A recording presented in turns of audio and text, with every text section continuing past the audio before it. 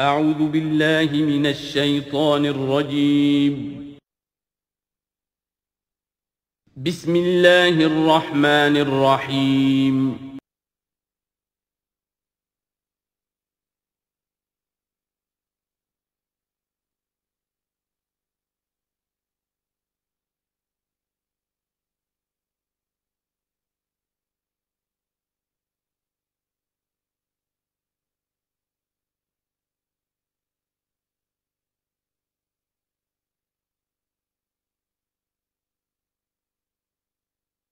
اما بعد فاعوذ باللہ من الشیطان الرجیم براۃ من اللہ ورسولہ الی الذین عاہدتم من المشرکین فسیحوا فی الارض اربعۃ اشہر واعلموا انکم غیر معجز اللہ وان اللہ مخزی الکافرین صدق اللہ العظیم رب اشرح لی صدری ویسر لی امری واحلل عقدۃ من لسانی یفقہوا قولی اللہم ربنا الہمنا رشدنا واعذنا من شرور انفسنا اللہم ارنا الحق حقا وارزقنا اتباعہ وارنا الباطل باطلا وارزقنا اجتنابہ اللہم طہر قلوبنا من النفاق واعمالنا من الرياء آمین یا رب العالمین۔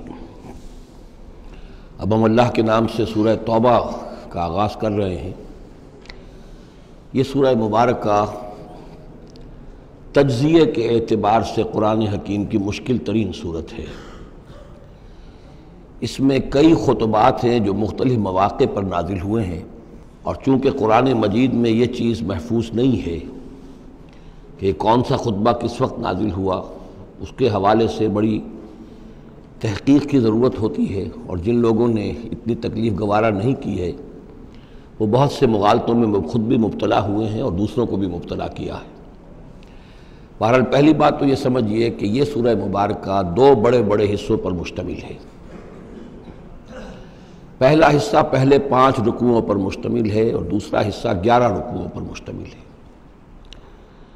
فلسفہ دین اور فلسفہ رسالت کے اعتبار سے ان دونوں حصوں کے مابین فرق یہ ہے کہ نبی اکرم صلی اللہ علیہ وسلم کی جو بعثت ہوئی تھی، براہ راست بعثت جن میں سے آپ خود تھے، یہ بعثت خصوصی ہے، بعثت خاصہ ہے کہ جو مشرکین عرب کی طرف ہے، بنی اسماعیل کی طرف ہے۔ ایک آپ کی بعثت عمومی ہے پوری نوع انسانی کی طرف۔ آپ 2 بعثتوں کے ساتھ مبعوث فرمائے گئے۔ آپ کی جو بعثت خصوصی ہے الی اہل العرب، بنی اسماعیل، مشرکین عرب، چونکہ آپ انہی میں سے تھے اور انہی کی زبان میں آپ نے آخری اتمام حجت کر دیا، لہذا ان کے ضمن میں اللہ تعالیٰ کا جو قدیم قانون ہے رسولوں کے بارے میں کہ اگر کوئی قوم جس کی طرف رسول بھیجا جائے اور وہ اتمام حجت کر دے اور پھر بھی وہ قوم تسلیم نہ کرے تو اس قوم کو ہلاک کر دیا جاتا تھا، عذاب استیصال۔ تو اس قوم کے حق میں تو یہ آخری فیصلہ جو ہے اللہ تعالیٰ کا اسی قانون کے تحت نافذ ہوا۔ اس آخری فیصلے کا جو معاملہ ہے وہ ہے جو پہلے 5 رکوعوں میں آیا ہے۔ یہ حضور صلی اللہ علیہ وسلم کی بعثت خصوصی سے متعلق ہے اہل عرب کی طرف۔ البتہ چونکہ آپ کی بعثت عمومی ہے پوری نوع انسانی کے لیے، آپ نے جزیرہ نما عرب میں دین کو غالب کر دیا، قائم کر دیا۔ بعثت خصوصی کا تو گویا کہ آخری مقصد آخری درجے میں مکمل ہو گیا، لیکن یہ بعثت عمومی کے کام کا آپ نے آغاز فرمایا ہے صلح حدیبیہ کے بعد۔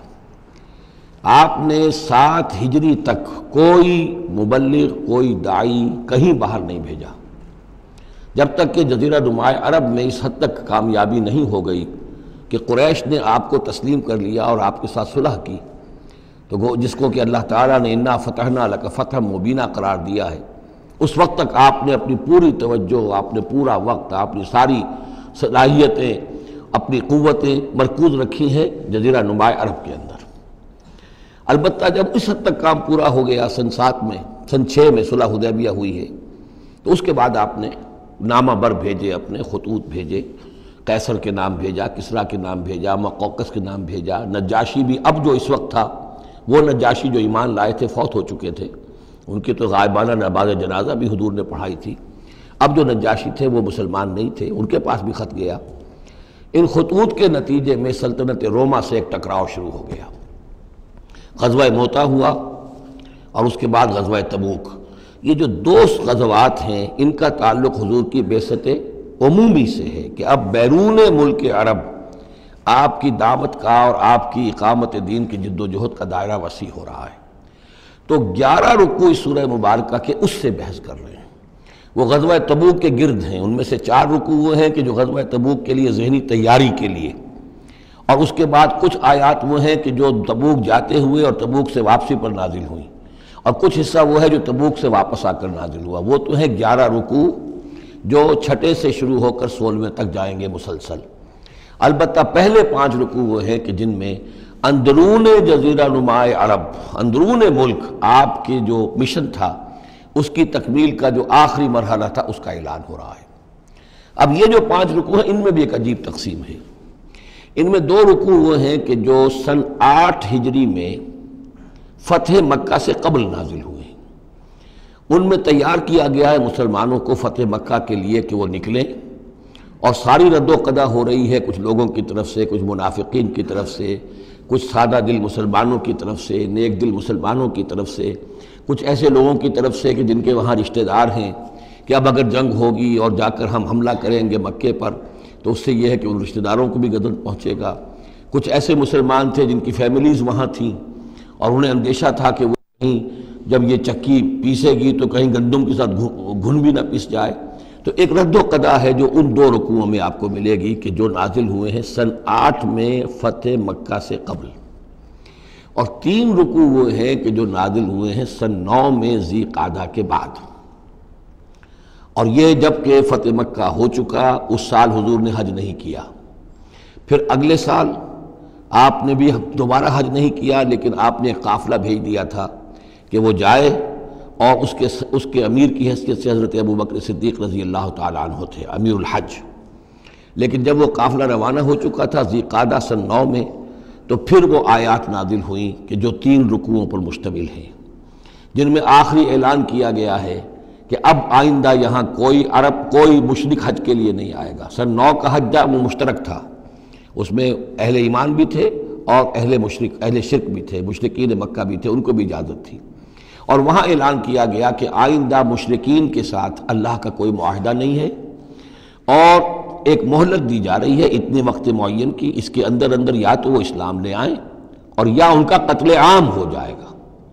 یہ سخت ترین آیات ہے قرآن مجید کی کہ جو اس حصے میں نازل ہوئی ہیں، لیکن اس کا فلسفہ سمجھ لیجئے، یہ قائم مقام ہے اس عذاب استیصال کے، جو عذاب قوم نوح پر آیا، قوم ہود پر آیا، قوم صالح پر آیا، قوم شعیب پر آیا، سدوم اور عمورہ کی بستیوں پر آیا، آل فرعون پر آیا، وہ اب مشرکین عرب پر اس لیے آنا ضروری تھا کہ ان کی طرف حضور بھیجے گئے، انہی کی زبان میں کتاب اتار دی گئی، ان پہ اتمام حجت ہو گیا، حق مبرہن ہو گیا۔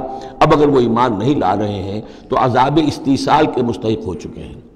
البتہ یہ کہ انہیں پہلی قسط جو دی گئی عذاب کی وہ تو غزوہ بدر کی شکل میں تھی، اب آخری یہ ہے کہ چیلنج کر دیا گیا کہ اب اتنی مدت کے اندر اگر تم ایمان لے آؤ گے تو تمہاری خیریت ہے، نہیں لاؤ گے تو تمہیں قتل کر دیا جائے گا۔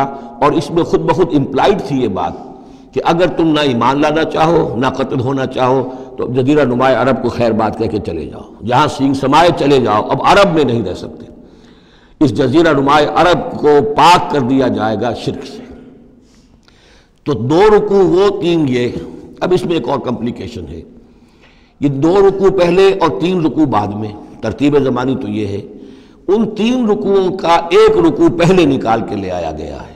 جیسے میں نے کہا تھا کہ سورہ انفال میں ایک آیت جو تھی کہ جو بڑی اہم تھی اور جو بڑی یوں سمجھیے کہ ایک حساس مسئلے پر تھی کہ مال غنیمت کا کیا ہوگا، اس کو پہلے لے آئے، حالانکہ اس کا اصل حکم، اس کی اصل بحث جو ہے وہ سورت کے اندر چل رہی ہے، جا کے وسط میں آ رہی ہے۔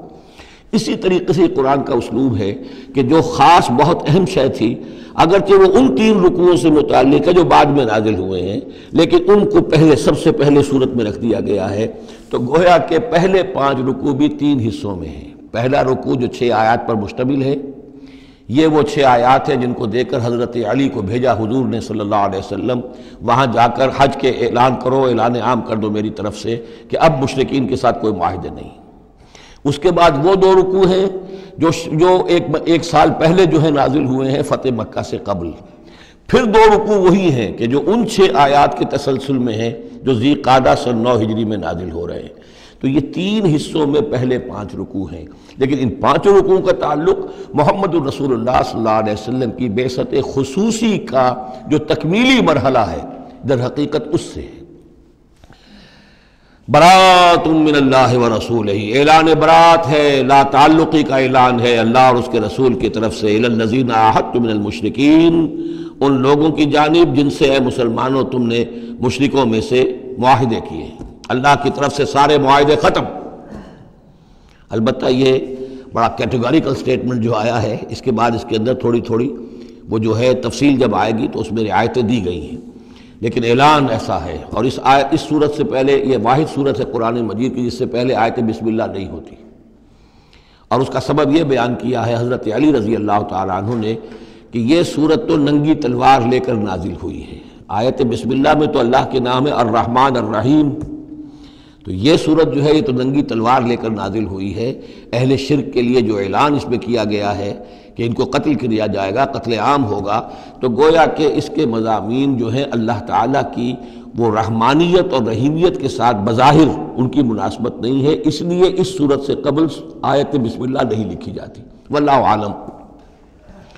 برات من اللہ ورسولہ الی الذین عاہدتم من المشرکین، اعلان برات ہے، اعلان لا تعلقی ہے اللہ اور اس کے رسول کی طرف سے ان تمام لوگوں سے کہ جن سے مسلمانوں نے معاہدے کیے. فسیحوا فی الارض 4 اشہر، تو گھوم پھر لو اس زمین میں، یعنی اس جزیرہ نما عرب میں 4 مہینے کی تمہیں مہلت دی جا رہی ہے. وَاعْلَمُوا أَنَّكُمْ غَيْرُ مُعْجِزِ اللَّهِ، اور جان لو کہ تم اللہ کو عاجز نہیں کر سکتے، اللہ کو شکست نہیں دے سکتے. وَأَنَّ اللَّهَ مُخْزِي الْكَافِرِينَ، اور اللہ تعالیٰ کافروں کو رسوا کر کے رہے گا. اب ان کے لیے یہ آخری جو ہے قسط جو ہے اللہ تعالیٰ کی طرف سے عذاب کی وہ آ کر رہے گی. یہ جو کیٹیگوریکل سٹیٹمنٹ آیا ہے یہ ان معاہدوں کے ضمن میں تھا کہ جن میں کوئی میعاد معین نہیں تھی، غیر میعادی معاہدے. عام معاہدہ ہے دوستی کا، نو وار پیکٹ ہے، اس کے لیے کوئی ٹائم لمٹ نہیں ہے. ان کے لیے تو کھلم کھلا کہہ دیا کہ ٹھیک ہے 4 مہینے کی ہم مہلت دے رہے ہیں، اس کے بعد ہمارا کوئی معاہدہ نہیں. اور یہ بالکل معقول بات ہے، اس لیے کہ ایک ہی دن میں نہیں کیا ہے. وہ بات بھی ہو گئی کہ معاہدہ پہلے جو ہے ان کی طرف پھینک دیا گیا، فَأَنبِذْ عَلَيْهِمْ عَلَىٰ سَوَاءٍ، اعلان کیا جا رہا ہے، اور پھر ایک دن میں اقدام بھی نہیں ہو رہا، 4 مہینے دیے جا رہے ہیں. تو یہ ہے معاملہ ان کا جو معاہدے غیر میعادی تھے جن میں کوئی مدت معین نہیں تھی. وَأَذَانٌ مِّنَ اللَّهِ وَرَسُولِهِ إِلَى النَّاسِ يَوْمَ الْحَجِّ الْأَكْبَرِ، اور اعلان عام ہے اللہ اور اس کے رسول کی طرف سے لوگوں کی جانب حج اکبر کے دن. یوم الحج الاکبر، بڑے حج کے دن. بڑے حج سے مراد حج ہے. یہ ہمارے ہاں جو عام خیال ہے کہ جمعے کو حج ہو تو حج اکبر ہے، یہ بغیر کسی بنیاد کے ہے. اصل میں عمرہ جو ہے وہ حج اصغر ہے، اور جو حج ہے وہ حج اکبر ہے. عمرہ بھی ایک چھوٹا حج ہے، تو وہاں اکبر اور اصغر اس اعتبار سے ہوتے ہیں. تو یوم الحج الاکبر، جب جو حج آ رہا ہے اس دن ان اللہ بریء من المشرکین ورسولہ، اعلان عام. چونکہ حج میں تو تمام اطراف و اکناف جو ہیں جزیرہ نما عرب کے وہاں سے لوگ آئے ہوئے ہیں، تو اعلان عام ہو جائے گا کہ اللہ تعالیٰ بری ہے، الگ ہے، اس کا کوئی معاہدہ مشرکین کے ساتھ نہیں ہے، نہ صرف اللہ بلکہ اس کے رسول بھی. وَإِن تُبْتُمْ فَهُوَ خَيْرٌ لَكُمْ، اور اگر تم باز آ جاؤ، توبہ کر لو تو تمہارے لیے بہتر ہے، اسی میں خیریت ہے. وَإِن تَوَلَّيْتُمْ، اگر تم پیٹھ موڑ لو گے، روگردانی کرو گے، فَاعْلَمُوا أَنَّكُمْ غَيْرُ مُعْجِزِ اللَّهِ، تو سن رکھو تم اللہ کو عاجز نہیں کر سکتے، تم اللہ کو شکست نہیں دے سکتے. وَبَشِّرِ الَّذِينَ كَفَرُوا بِعَذَابٍ أَلِيمٍ، اور ان کافروں کو اے نبی بشارت دے دیجئے دردناک عذاب کی. إِلَّا الَّذِينَ عَاهَدتُّم مِّنَ الْمُشْرِكِينَ، اب یہاں ایک استثناء ہو رہا ہے. یہ ہے جن کے ساتھ میعادی معاہدے تھے، 2 سال کا معاہدہ ہے، 1 سال کا معاہدہ ہے، 6 ماہ کا معاہدہ ہے، اس کو مستثنیٰ رکھا. غیر میعادی معاہدہ تھا، یہ اعلان کر دیا اور 4 مہینے کی مہلت دے دی. جو میعادی تھا اس کو فرمایا الا الذین عاہدتم من المشرکین، ہاں اس کے سوا وہ لوگ ہوں گے کہ جن سے تم نے مسلمانوں مشرکین میں سے جن سے معاہدے کیے. ثم لم ینقصوکم شیئا، پھر انہوں نے کوئی کمی نہیں کی، کوئی شے جو ہے جو بھی شرائط تھی اس میں سے کسی میں کوئی کمی نہیں کی، وہ اپنے معاہدے کی شرائط کی پابندی کرتے رہے.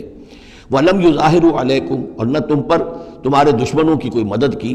احدن کسی کی بھی فاتموا الیہم عہدہم تو ان کے لیے ان کی مدت مکمل کر دو، الی مدتہم جو بھی مدت ہے، کسی کی 2 سال کی ہے، کسی کی 6 مہینے کی ہے، تو جو میعادی معاہدہ ہے اس کی بشرطے کہ ان کی طرف سے کوئی خلاف ورزی نہ ہوئی ہو تو ان کی مدت جو ہے وہ پوری کر دو۔ ان اللہ یحب المتقین، یقیناً اللہ تعالیٰ تقوی والوں کو پسند کرتا ہے۔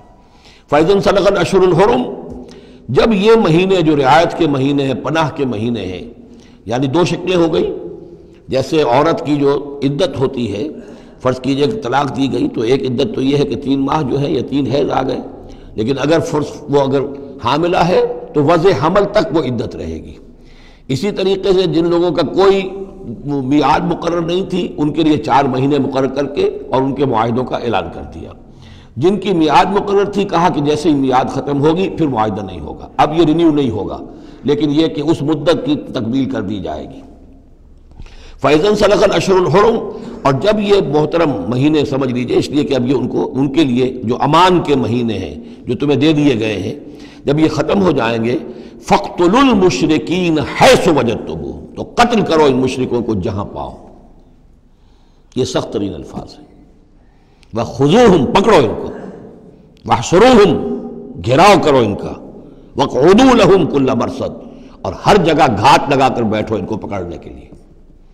یہ آخری ہے جو گویا کہ ان کی رسوائی، اب ظاہر بات ہے یہ آیات پڑھ کر سنائی گئیں، مشرکین موجود تھے، اس سے بڑی رسوائی اور کیا ہوگی؟ کس انداز میں اب انہیں چیلنج کیا جا رہا ہے؟ یہ رسوائی، واللہ مخزی الکافرین، اللہ ان کافروں کو رسوا کر کے رہے گا۔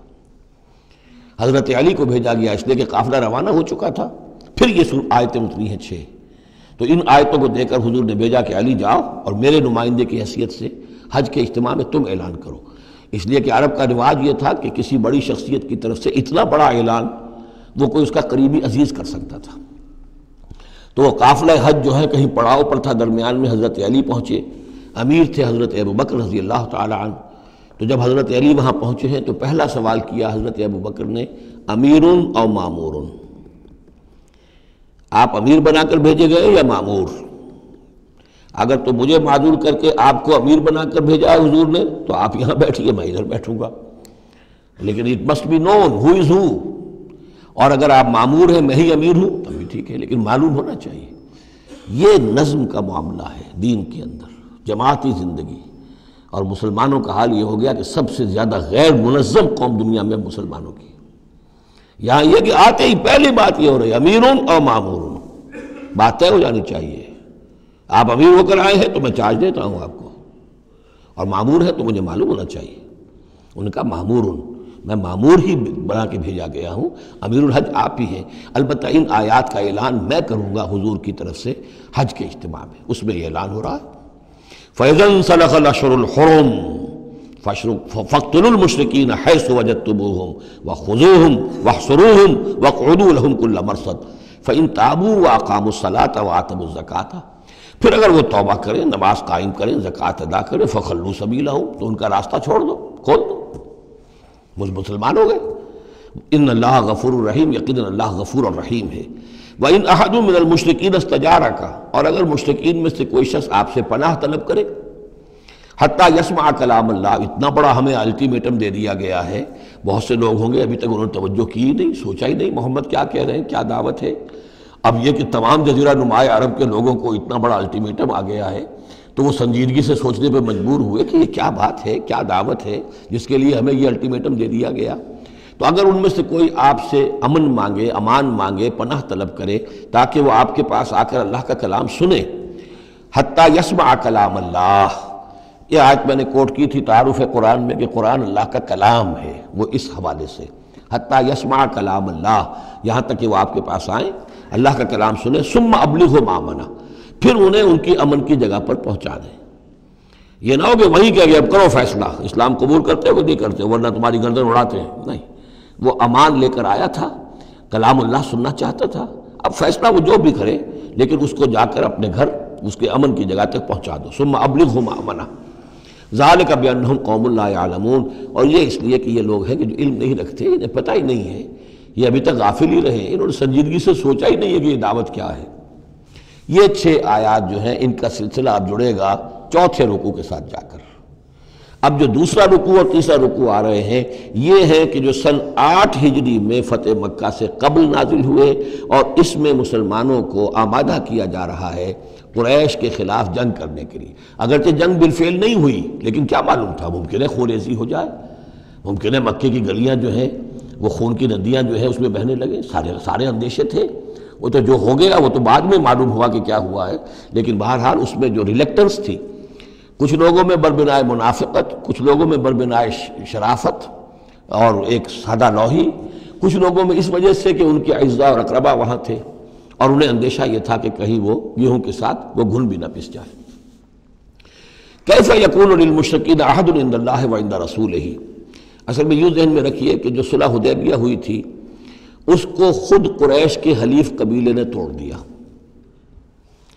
اور اب حضور صلی اللہ علیہ وسلم سے سیرت میں آپ نے پڑھا ہی ہوگا کہ ابو سفیان جو سردار ہیں مکے کے، وہ آئے ہیں چل کر یہ درخواست لے کر کہ حضور اس صلح کی تجدید کر دیجئے۔ حضور نے تجدید نہیں کی، سفارشیں بھی کروائیں انہوں نے جو بھی کروا سکتے تھے، حضرت علی سے کوشش کی، اپنی بیٹی حضرت ام حبیبہ رضی اللہ تعالی عنہ وہ حضور کی زوجہ محترمہ تھیں، وہاں گئے، انہوں نے بھی مطلب یہ کہ کوئی حوصلہ نہ دیا، بلکہ وہاں تو واقعی اور ہو گیا کہ وہ گئے اپنی بیٹی کے ہاں، حضور کا بستر بچھا ہوا تھا، بیٹھنے لگے تو ام حبیبہ رضی اللہ تعالی عنہ نے فرمایا کہ ابا جان ذرا ٹھہریے، وہ چھٹک کر کھڑے رہ گئے تو بستر طے کر دیا، اب بیٹھ جائیے۔ اب یہ سردار قریش، انہوں نے کہا کہ یہ بستر میرے لائق نہیں تھا یا میں اس بستر کے لائق نہیں تھا۔ حضرت ام حبیبہ فرماتی ابا جان آپ اس بستر کے لائق نہیں ہیں، یہ نبی کا بستر ہے اور آپ ناپاک ہیں، آپ مشرک ہیں، تو اب کیا کہیں، ان سے سفارش کرو میری۔ معلوم ہوا کہ وہ ساری گئے تو تھے اس لیے کہ بیٹی سے سفارش کروا دیں گے تو شاید زبان میں نہ کھل سکی ہو، پر اس وقت ہو سکتا ہے کہ بہت سے لوگوں نے یہ چیمے گوئیاں کی ہو کہ دیکھیے اچھی بات نہیں ہے، صلح اچھی بات ہوتی ہے، اب یہ قریش کا سردار آیا ہے، گڑ گڑا رہا ہے، سفارشیں کروا رہا ہے، تو صلح کر لینی چاہیے، کیوں صلح نہیں کر رہے حضور؟ اس کو پس منظر میں رکھیے، تب یہ آیتیں آپ کی سمجھ میں آئیں گی۔ کیف یکون للمشرکین عہد عند اللہ، کیسے ہو سکتا ہے مشرکین کے لیے کوئی عہد اللہ کے نزدیک، وعند رسولہ اور اس کے رسول کے نزدیک، الا الذین عاہدتم من المسجد الحرام، سوائے ان کے کہ جن کے ساتھ تم نے معاہدہ کیا تھا مسجد حرام کے پاس، صلح حدیبیہ، فما استقاموا لکم فاستقیموا لہم، تو جب تک وہ اس پر قائم رہے، سیدھے رہے تمہارے لیے، تم بھی قائم رہو، سیدھے رہو۔ ان اللہ یحب المتقین، لیکن اللہ تعالیٰ متقیوں کو پسند کرتا ہے۔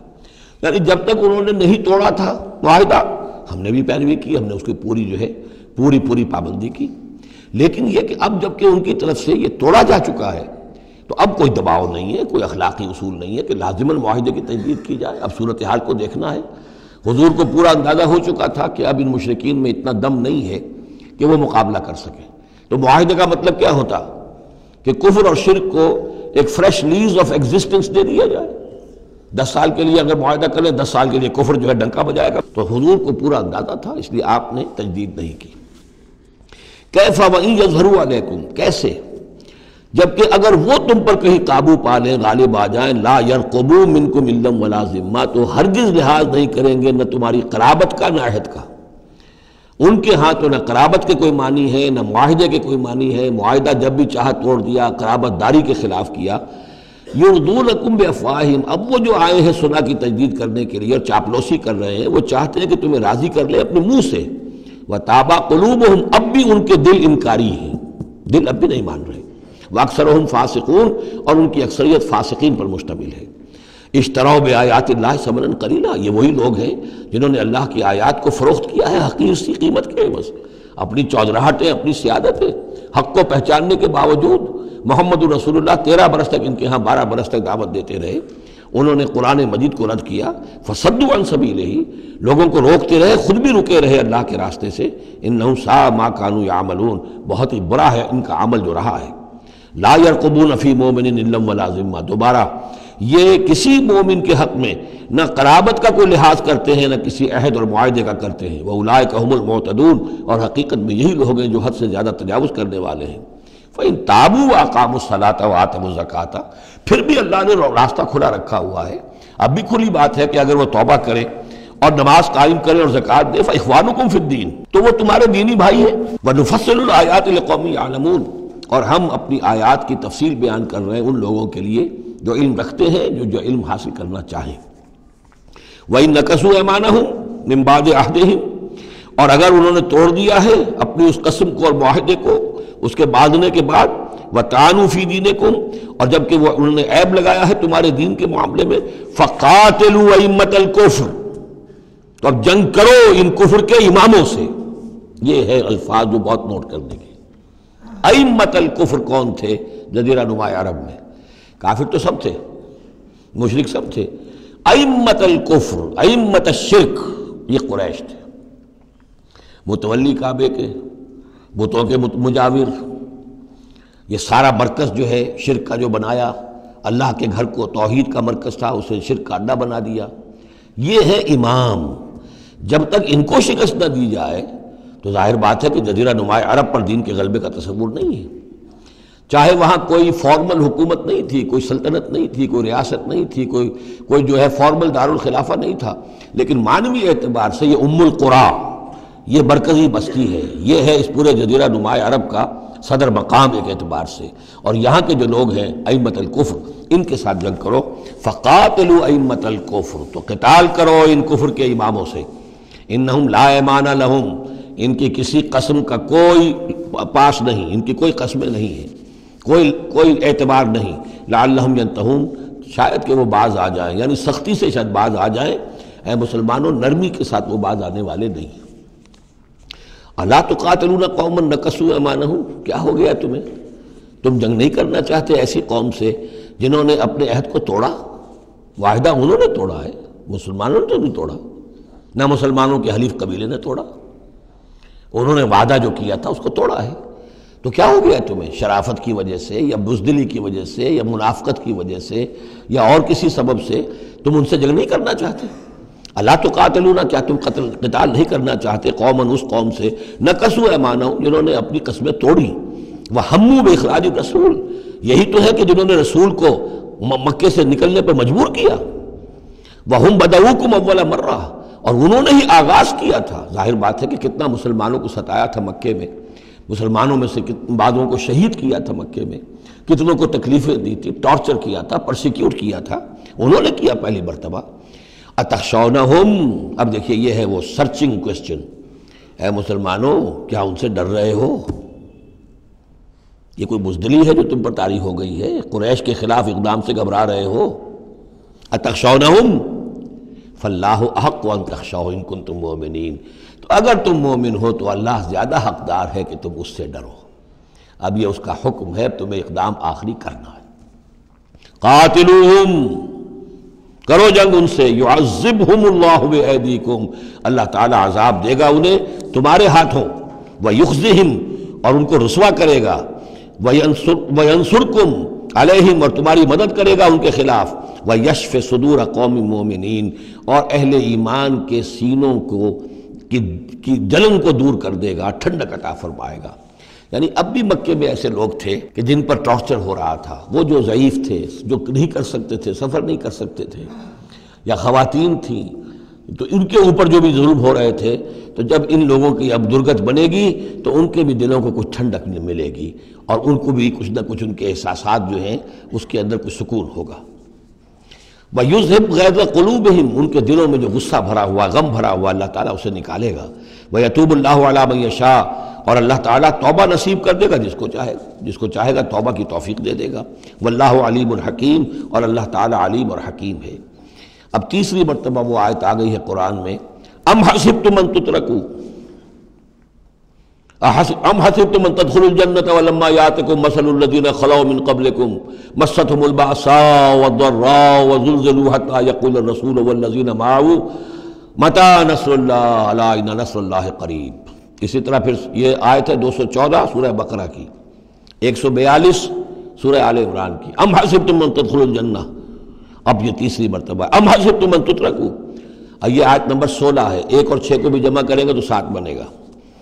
ام حسبتم ان تترکوا، تم چھوڑ دیے جاؤ گے، ولما یعلم اللہ الذین جاہدوا منکم، ابھی تو اللہ نے دیکھا ہی نہیں کون ہے تم میں سے حقیقتاً جہاد کرنے والے۔ دوسری قوموں کے خلاف جہاد کرنا اور تھا، اب اپنی قوم کے خلاف جہاد کرنے کے لیے جانا، ظاہر بات ہے کہ اس کے اندر ایک اور اضافی امتحان ہے جو اللہ تمہارا لے لینا چاہتا ہے۔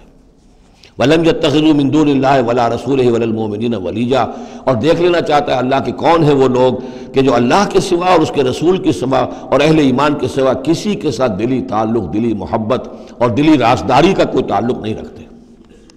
یہ رشتے جب تک کٹیں گے نہیں ایمان کی تلوار سے، اس وقت تک تمہارا خلوص جو ہے اللہ کے ساتھ اور دین کے ساتھ وہ کیسے ثابت ہوگا؟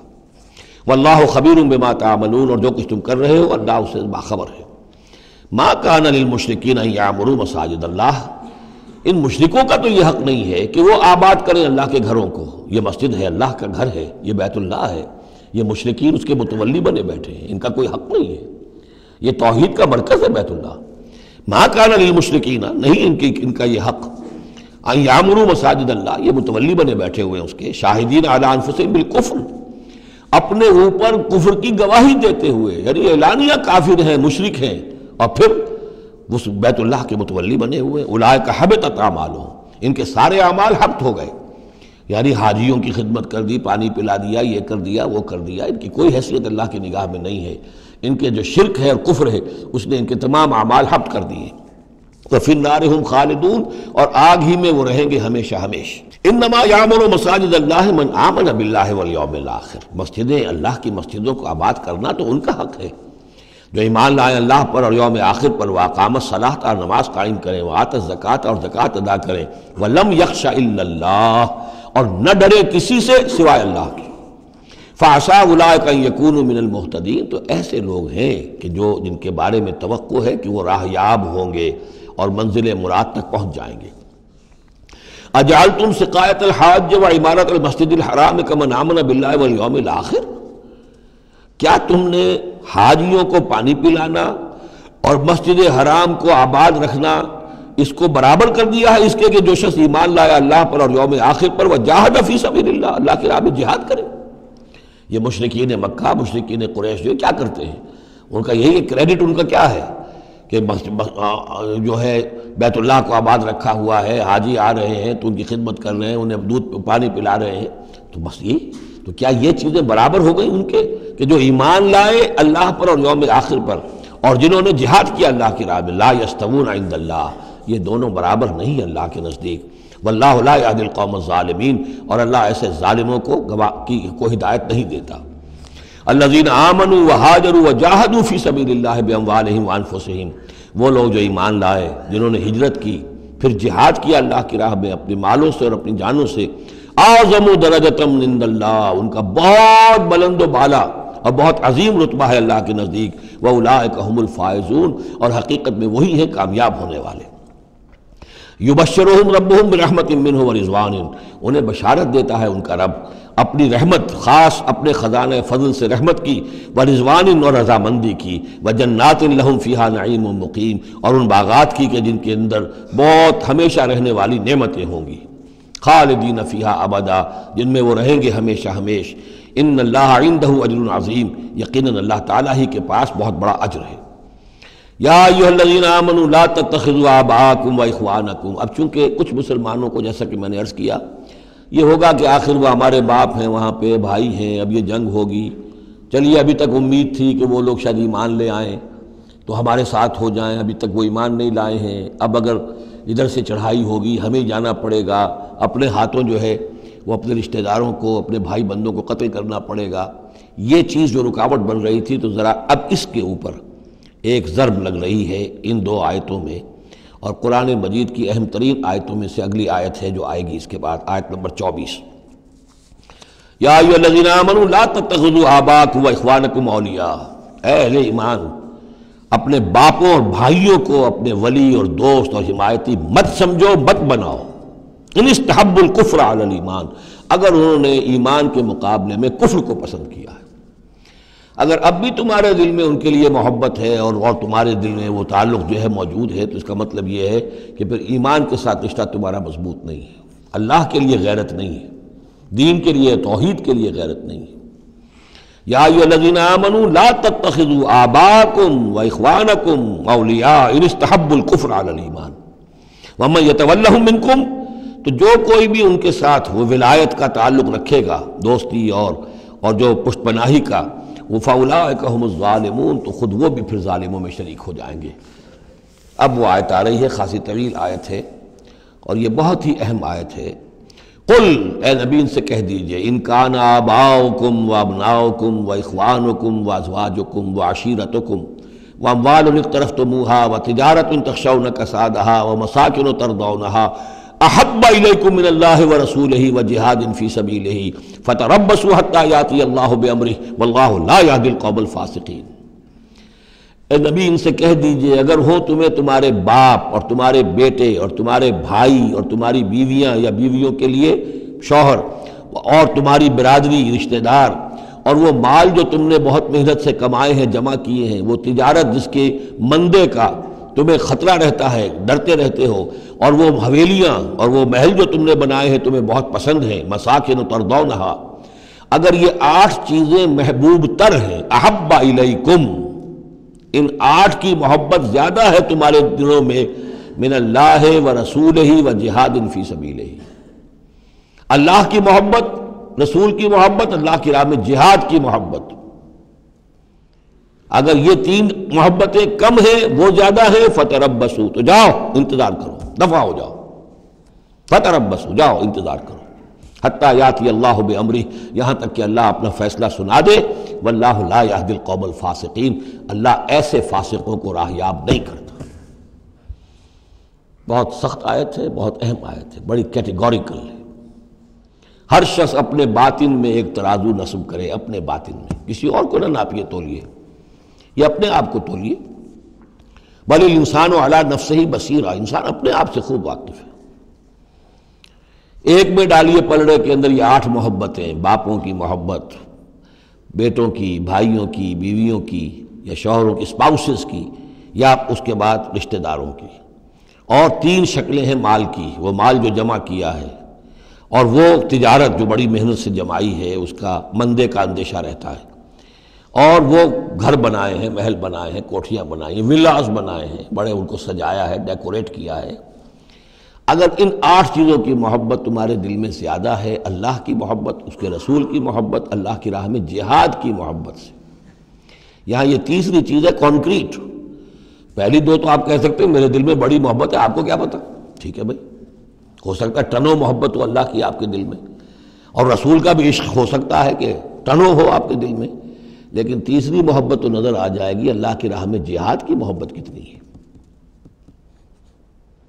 اگر یہ 3 محبتیں ہلکی ہیں، وہ پڑنا بھاری ہے، فتربصوا حتی یاتی اللہ بامرہ، تو جاؤ انتظار کرو یہاں تک کہ اللہ اپنا فیصلہ سنا دے، اور اللہ ایسے فاسقوں کو، ایسے ناہنجاروں کو، ایسے سرکشوں کو اللہ تعالیٰ ہدایت نہیں دیتا۔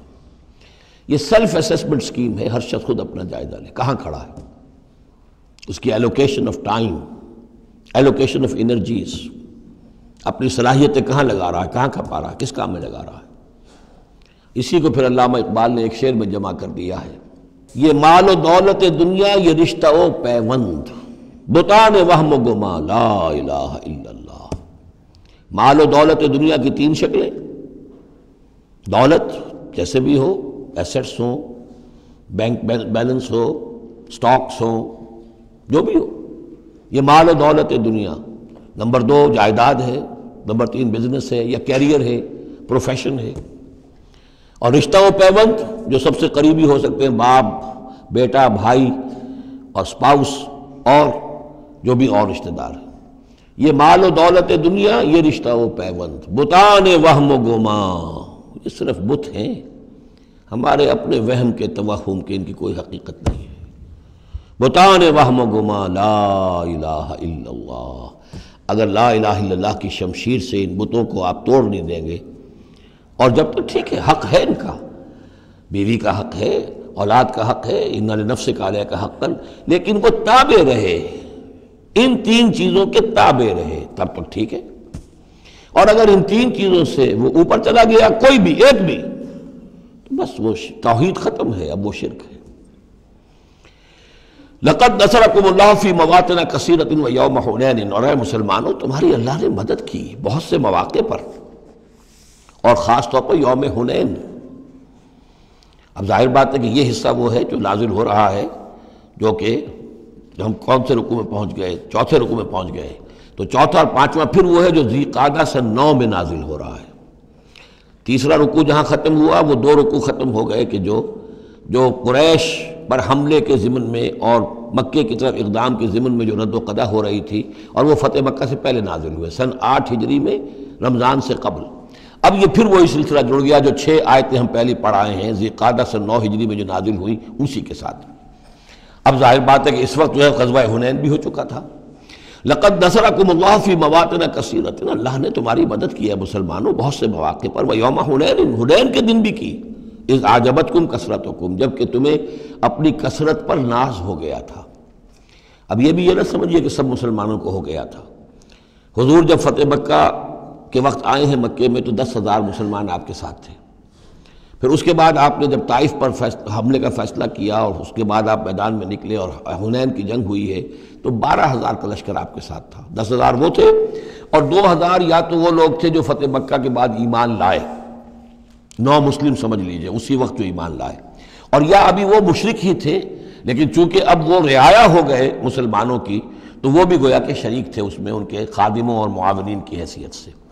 12,000 کا یہ لشکر جب گزر رہا تھا ایک وادی سے، اور اس وادی کے دونوں طرف پہاڑیاں تھیں، تو جو تیر انداز تھے اور وہ بہت ہی نشانے والے لوگ تھے تو انہوں نے مورچے بنا رکھے تھے پہاڑیوں کے اوپر، ان کے اوپر سے تیروں کی بوچھاڑ آئی ہے.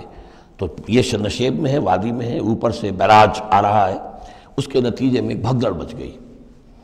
بعض روایات میں تو آتا ہے کہ حضور کے ساتھ صرف 30-40 آدمی رہ گئے. علامہ شبلی نے یہی لکھا ہے 30-40 آدمی رہ گئے.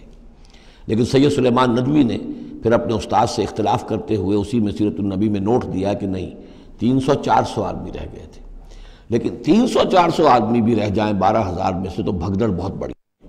اس وقت پھر حضور خود اپنی سواری سے اترے ہیں، علم اپنے ہاتھ میں لیا ہے، رجز آپ نے پڑھا ہے، انا النبی لا کذب انا ابن عبد المطلب، میں نبی ہوں اس میں کوئی شک نہیں، چاہے یہ 12,000 میرا ساتھ دے تب بھی نبی ہوں، کوئی ساتھ نہ دے تب بھی نبی ہوں، اور میں عبد المطلب کا بیٹا یعنی پوتا میدان میں موجود ہوں. اس پر پھر یہ کہ آپ نے لوگوں سے کہا کہ پکارو الیہ یا عباد اللہ، الیہ یا اصحاب الشجرہ، الیہ یا اصحاب البدر، کہاں جا رہے ہو اے بدریوں، کہاں جا رہے ہو اے جو صلح حدیبیہ کے وقت جنہوں نے مجھ سے بیعت کی تھی موت کی، بیعت رضوان، کہاں جا رہے ہو؟ پھر لوگ پلٹے ہیں، پھر فتح ہو گئی. اذ اعجبتکم کثرتکم، جب کہ تمہیں اپنی کثرت پر ناز ہو گیا تھا، فلم تغن عنکم شیئا، تو وہ کثرت تمہیں کچھ نہ بچا سکی، کچھ کام نہ آ سکی تمہارے. وضاقت علیکم الارض بما رحبت، اور تم پر زمین اپنی پوری فراخی کے باوجود تنگ آ گئی، تنگ پڑ گئی، تنگ ہو گئی. ثم ولیتم مدبرین، اور پھر تم پیٹھ موڑ کر بھاگے. ثم انزل اللہ سکینتہ علی رسولہ، پھر اللہ نے نازل فرمایا اپنی طرف سے سکون اور تسکین اپنے رسول پر، وعلی المومنین، اور اہل ایمان پر. وانزل جنودا لم تروها، اور اس وقت بھی اللہ نے ایسے لشکر بھی اتارے جنہیں تم نے نہیں دیکھا. وعذب الذین کفروا، اور عذاب دیا کافروں کو. وذالک جزاء الکافرین، اور یقیناً یہ کافروں کا بدلہ یہی ہے. ثم یتوب اللہ من بعد ذلک علی من یشاء، پھر اس کے بعد بھی اللہ تعالیٰ توبہ نصیب فرما دے گا اپنے بندوں میں سے جس کو چاہے گا. اللہ غفور اور رحیم ہے.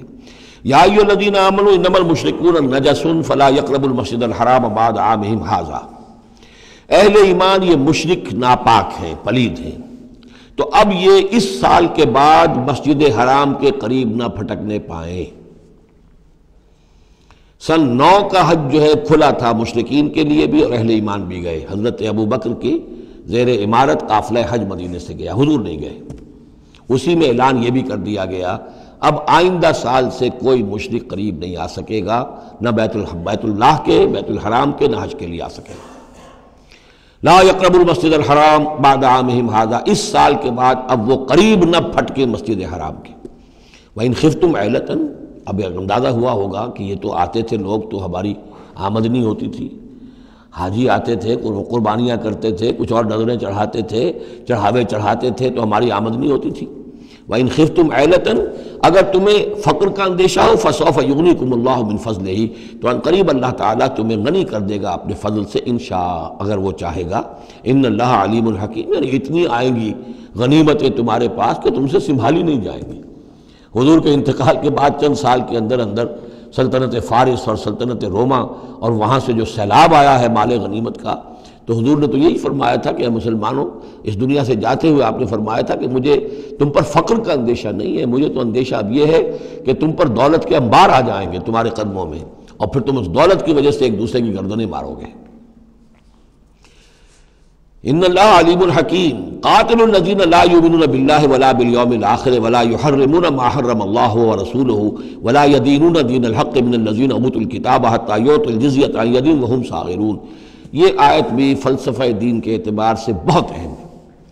جنگ کرو ان لوگوں سے جو نہ ایمان رکھتے ہیں اللہ پر نہ یوم آخر پر، جو حرام نہیں ٹھہراتے جس کو اللہ اور اس کے رسول نے حرام ٹھہرایا، اور نہ قبول کرتے ہیں دین حق کی تابع داری من الذین اوتوا الکتاب، ان لوگوں میں سے کہ جن کو کتاب دی گئی تھی، حتی یعطوا الجزیۃ عن ید وہم صاغرون، یہاں تک کہ وہ اپنے ہاتھ سے جزیہ پیش کریں اور چھوٹے ہو جائیں، نیچے رہے، تابع ہو جائیں۔ یہ فرق ہے جو کیا گیا ہے۔ مشرکین عرب کے لیے تو کوئی آپشن نہیں تھا، یا ایمان لاؤ یا گردن مار دی جائے گی، اس لیے کہ ان میں سے تھے حضور صلی اللہ علیہ وسلم، ان پر اتمام حجت بدرجہ آخر ہو گیا۔ لیکن یہ کہ باقی لوگوں کے لیے، نصارہ اور یہود کے لیے بھی، اور اسی کے تابع بقیہ پوری نوع انسانی ہے، تمام انسان، پھر فارس کے لوگ تھے یا ہندوستان کے لوگ تھے یا اور تھے، ان سب کے لیے قانون یہی رہا ہے۔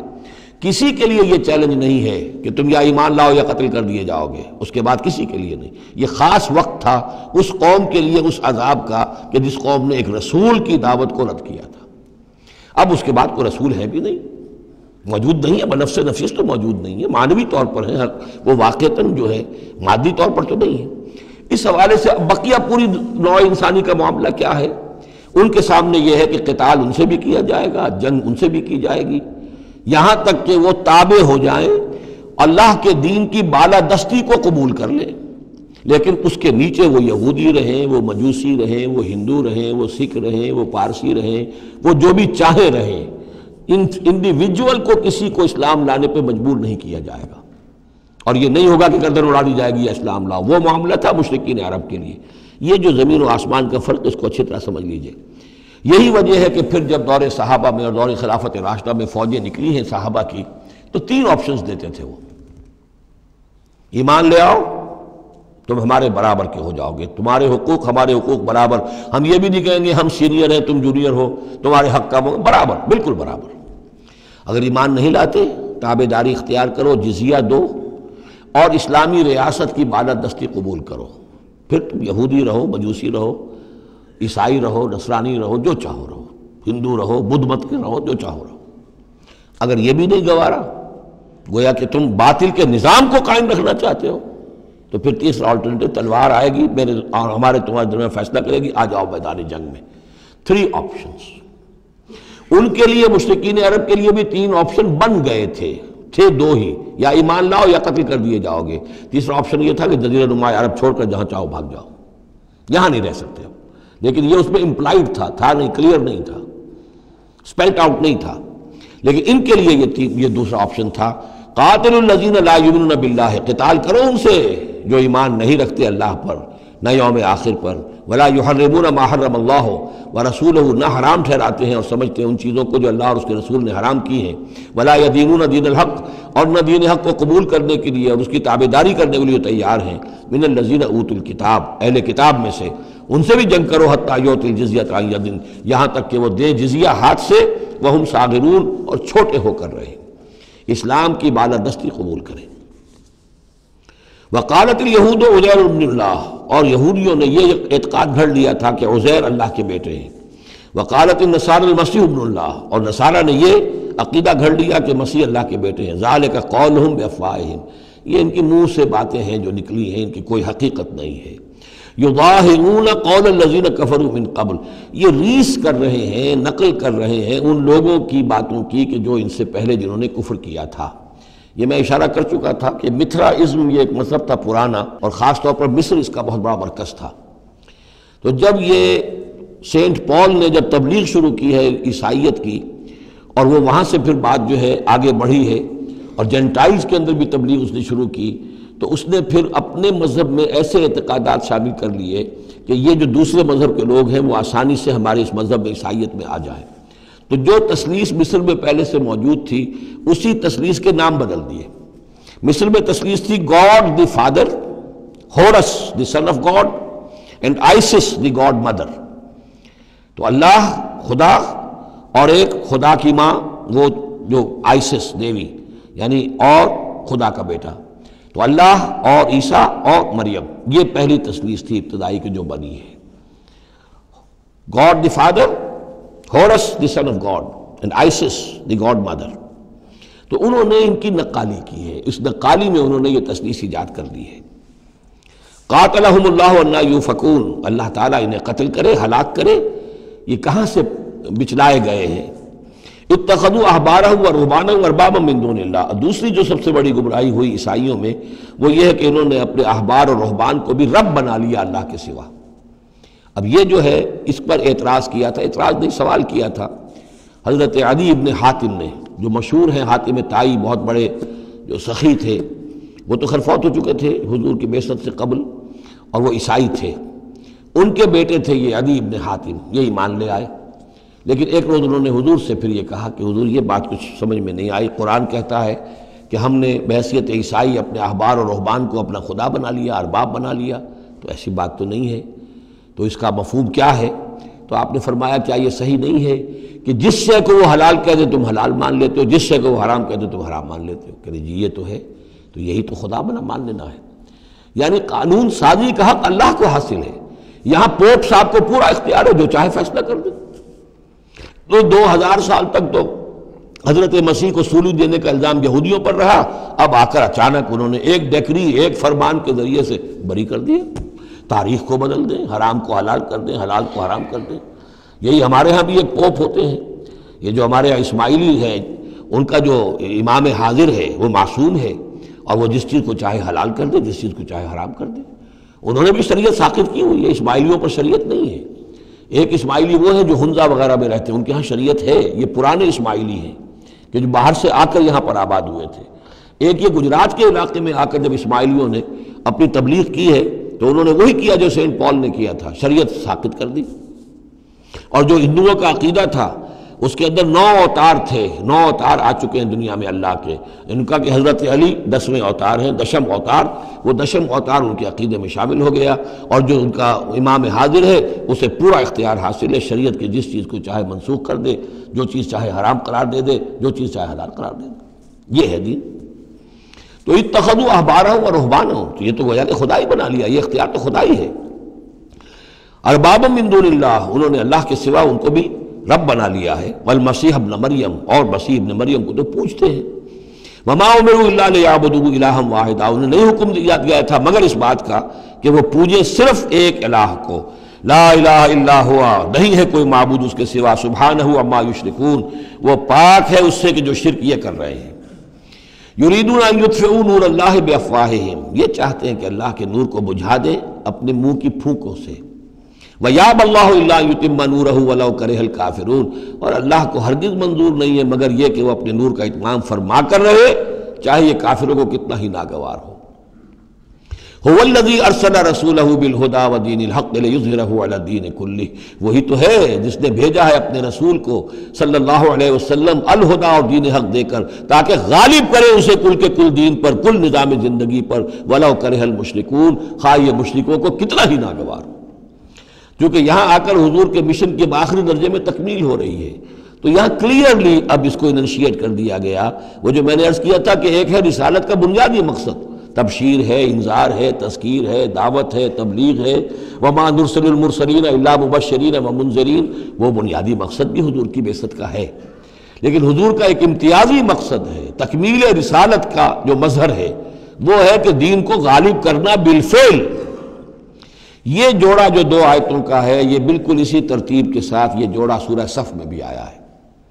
دوسری آیت تو جو کہ تو ہے، ایک شوشے کا فرق نہیں. هو الذی ارسل رسولہ بالہدی ودین الحق لیظہرہ علی الدین کلہ ولو کرہ المشرکون. اس پر تو 24 صفحے کا میرا ایک مقالہ ہے جو لکھا ہوا ہے، جو میری کتاب ہے نبی اکرم صلی اللہ علیہ وسلم کا مقصد بعثت. صرف اس ایک آیت پر 24 صفحے کا مقالہ ہے. اور میں مطمئن ہوں اللہ کا شکر ہے کہ اس آیت کا حق اللہ تعالیٰ نے میرے ذریعے سے پورا کروا دیا ہے۔ اس میں کسی اعتبار سے، اس لیے کہ لوگ اس میں سے اپنے لیے راستے نکالتے ہیں، چور دروازے، یا تو جی اللہ غالب کرنے والا ہے، کوئی انسان غالب کرنے والے تھوڑا ہی ہیں، اور یہ ہے اور وہ ہے، اس لیے کہ جو آدمی کام چور ہے چاہتا ہے کسی طریقے سے کوئی راہ فرار ہو، بھاگنے کا کوئی راستہ مل جائے، لیکن آپ اگر اس کو پڑھیں گے تو معلوم ہوگا کوئی راستہ فرار کا نہیں ہے۔ ہر جو بھی ممکن ہو سکتی ہے نحوی اعتبار سے، جو امکان ہو، سب کو میں نے لے کر اور ثابت کر دیا ہے کہ اس میں کہیں فرار کا راستہ نہیں۔ البتہ پہلی آیت میں تھوڑا سا فرق ہے، وہ آیت جو ہے وہاں ہے یریدون لیطفئوا، یہاں ہے ان یطفئوا، بس اتنا فرق ہے۔ بے افواہہم، یریدون لیطفئوا نور اللہ بے افواہہم، یریدون ان یطفئوا نور اللہ بے افواہہم، وہاں ہے واللہ متم نورہ ولو کرہ الکافرون، یہاں ہے ویابی اللہ الا یتم نورہ ولو کرہ الکافرون۔ یہ تو چاہتے ہیں کہ اپنے منہ کی پھونکوں سے، جس کو کہ پھر مولانا ظفر علی خان نے خوب اس کی تعبیر کی ہے، نور خدا ہے کفر کی حرکت پہ خندہ زن، پھونکوں سے یہ چراغ بجھایا نہ جائے گا۔